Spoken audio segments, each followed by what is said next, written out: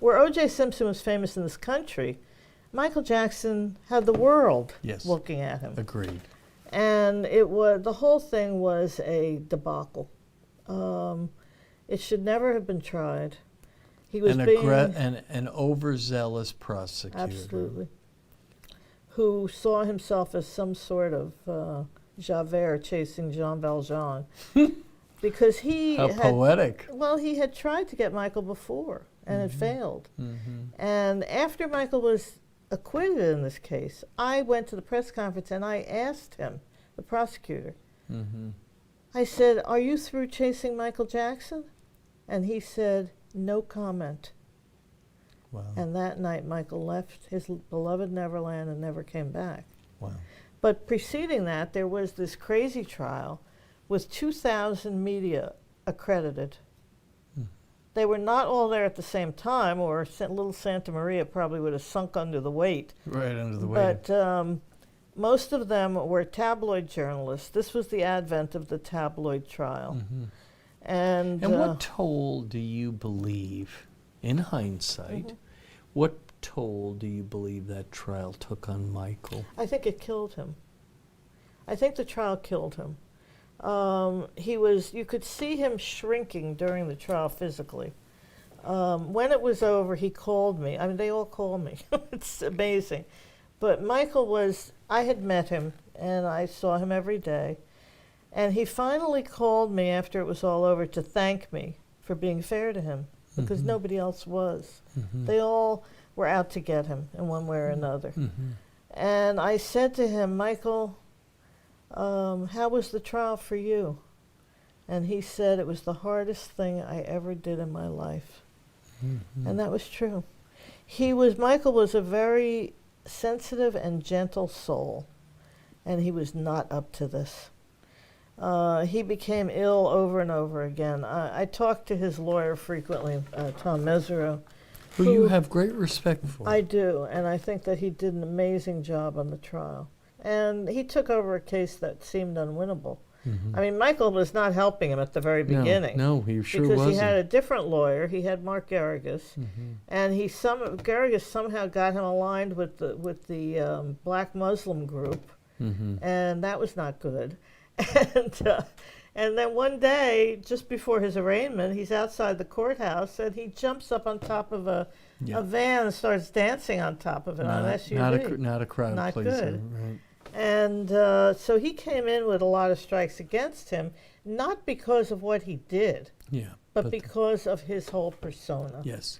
And I think that Mesereau believed, and I believed, that he was set up, that this woman that brought her child and claimed that he had molested him. For money.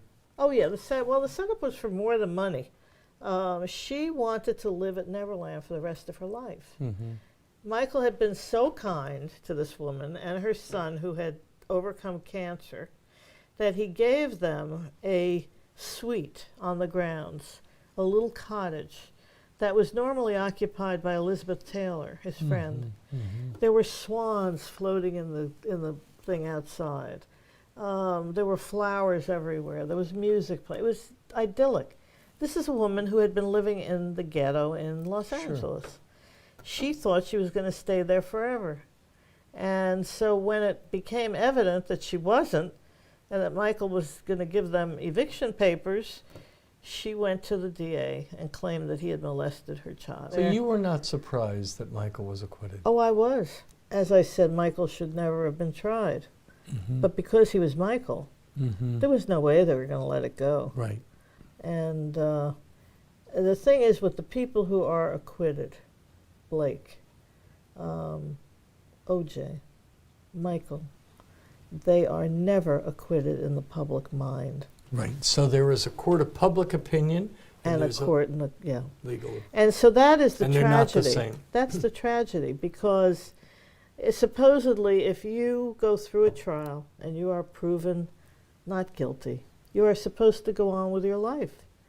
The public had, made a different decision. They had tried to second guess the jury, and it was impossible for them to ever live down being tried. And that to me is heartbreaking. What about your feelings about journalism in contemporary American life? Well, in the journalistic world, I sometimes feel like a visitor from another planet. How so? Things are not now like they were when I started. They're just not. Are they better? Are they worse? Or are they different? I wouldn't say they're better. Mm-hmm. I think that there is a cult of personality now around journalism that's not healthy.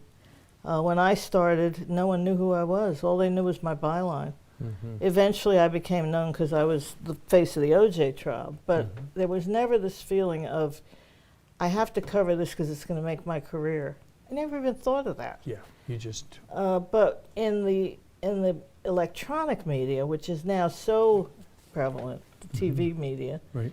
stars are made from trials. Sure. And that gives you a very, that Nancy Grace type Yeah. of personality. that gives you a very different motivation to be there. I was there to tell the truth. Linda, thank you for being here tonight. Thank you for being a witness to history over the last 40 years, and thank you for sharing some insights into the very unique world that some would argue you seem destined from a very early age to be called to.